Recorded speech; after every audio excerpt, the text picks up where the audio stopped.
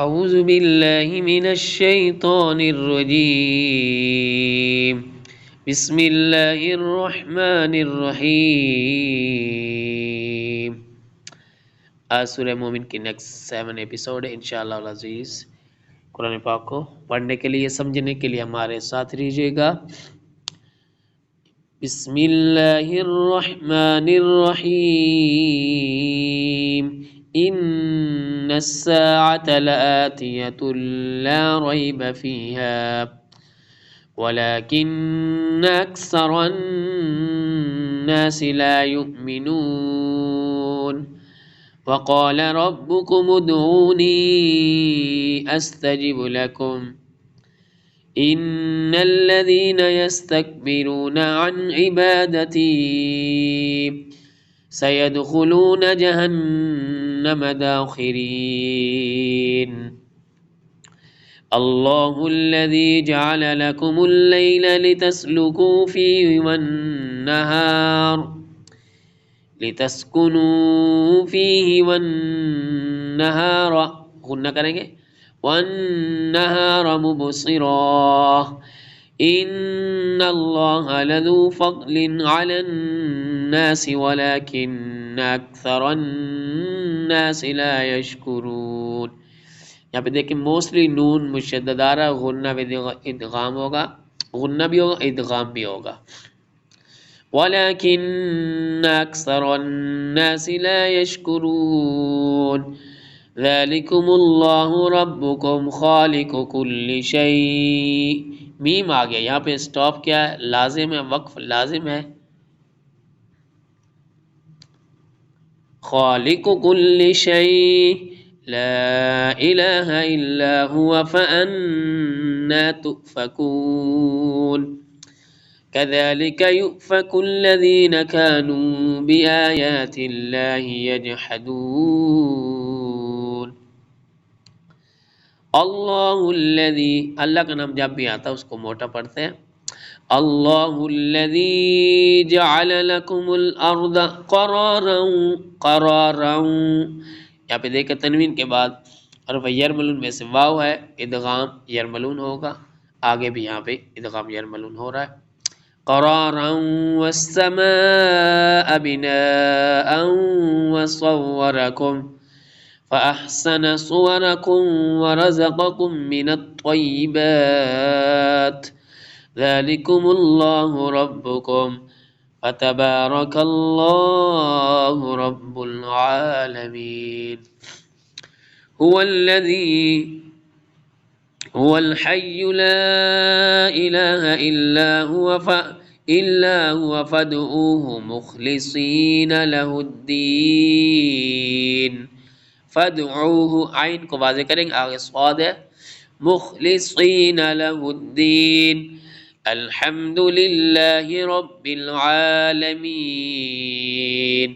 قل انی نہیت ان اعبد الذین تدعون من دون اللہ لما جاءنی البینات من ربی وأمرت أن أسلم لرب العالمین۔ اب ہم آتے قرآن پاک کے مفہوم کی طرف۔ اس کے اندر ذکر ہے جو قیامت کا انکار کرنے والے، اللہ تعالیٰ فرماتا ہے کہ بے شک قیامت ضرور آنے والی ہے، لا ریب فیہ، اس میں کوئی شک نہیں ہے، اکثر لوگ ایمان نہیں رکھتے۔ آگے والی آیات میں دعا کے بارے میں اللہ سبحانہ و تعالیٰ فرماتا ہے، تمہارا رب فرماتا ہے تم مجھ سے دعا کرو میں قبول کروں گا تمہاری دعا کو، اور بے شک وہ لوگ جو اللہ کی عبادت سے انکار کرتے ہیں جہنم میں داخل ہوں گے، دھکیل دیے جائیں گے۔ یہاں مفسرین نے کلام کرتے ہوئے کہا ایک معنی یہ ہے کہ دعا ہے، اور دوسرا معنی یہ ہے کہ عبادت ہے۔ اللہ فرماتا ہے تم میری عبادت کرو میں تمہیں ثواب عطا فرماؤں گا، جو میری عبادت سے تکبر کرتے ہیں، منہ پھیر لیتے ہیں، پھر وہ جہنم میں داخل۔ اور ایک اس کا معنی یہ ہے کہ دعا ہے، جو انسان تکبر کرتے رب سے مانگتا ہے، رب تعالیٰ اس پر غضب فرماتا ہے، ناراض ہوتا ہے۔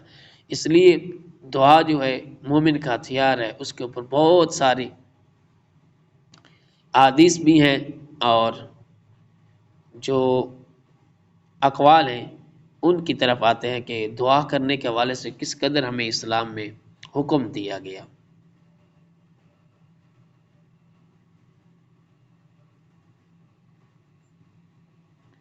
اس آیت کے تحت دیکھتے ہیں، یہاں پہ دیکھیں حضرت عبداللہ بن عمر رضی اللہ تعالیٰ عنہ فرماتے ہیں حضور اکرم صلی اللہ علیہ وسلم نے ارشاد فرمایا دعا ان مصیبتوں میں نفع دیتی ہے جو نازل ہو گئی ہیں اور جو ابھی نازل نہیں ہوئی ان میں بھی نفع دیتی ہے، تو اے لوگوں تم پر لازم ہے کہ اللہ سے دعا کرو۔ اللہ اکبر۔ حضرت ابو ہریرہ فرماتے رسول اللہ صلی اللہ علیہ وسلم نے فرمایا جو آدمی اللہ سے سوال نہ کرے اللہ تعالیٰ اس پر ناراض ہوتا ہے، غضب فرماتا ہے۔ اس طرح کے فضائل بھی ہیں۔ اللہ تعالیٰ کے نزدیک کوئی چیز دعا سے زیادہ بزرگ تر نہیں ہے، قرب کا ذریعہ نہیں ہے۔ فرمایا کہ دوسرا، دعا مسلمانوں کا ہتھیار ہے، دین کا ستون ہے، آسمان اور زمین کا نور ہے۔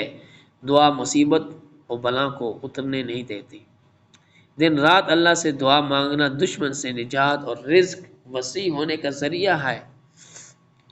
اگر ہمیں رزق کی پریشانی ہے، مصیبت نے گھیرا ہوا تو اللہ کی بارگاہ میں دعا کریں، اللہ تعالیٰ انشاءاللہ العزیز خلاصی عطا فرمائے گا۔ دعا عبادت کا مغز ہے، دعا رحمت کی چابی ہے، دعا قضا کو ٹال دیتی ہے، دعا اللہ تعالیٰ کے لشکروں میں سے ایک لشکر ہے۔ اب ان باتوں کی طرف آتے ہیں کہ دعا قبول ہونے کی شرائط کیا ہے، اس کے اوپر مفسرین کلام کرتے ہیں۔ پہلے دعا میں اخلاص ہو، دعا مانگتے وقت دل دعا کے علاوہ کسی اور چیز کی طرف مشغول نہ ہو۔ نمبر 3، جو دعا مانگی وہ کسی ایسی چیز پر مشتمل نہ ہو جو شرعی طور پر ممنوع ہے۔ دعا مانگنے والا اللہ کی رحمت پر یقین کامل رکھتا ہو، اور اگر دعا کی قبولیت ظاہر نہ ہو تو وہ شکایت نہ کرے کہ میں نے دعا مانگی لیکن قبول نہیں ہوئی۔ اللہ اکبر، ایسا کبھی نہیں کہنا چاہیے۔ انسان اپنی کوتاہیوں کی وجہ ہوتی ہے کہ دعا قبول نہیں ہوتی۔ پہلا سبب دعا کے قبول نہ ہونے کے جو پہلے وجہ ہیں، فرماتے ہیں اعلیٰ حضرت رحمہ کے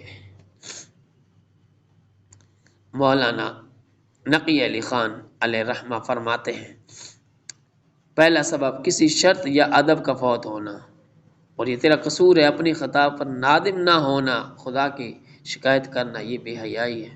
اللہ اکبر۔ دوسرا سبب گناہوں میں ملوث رہنا۔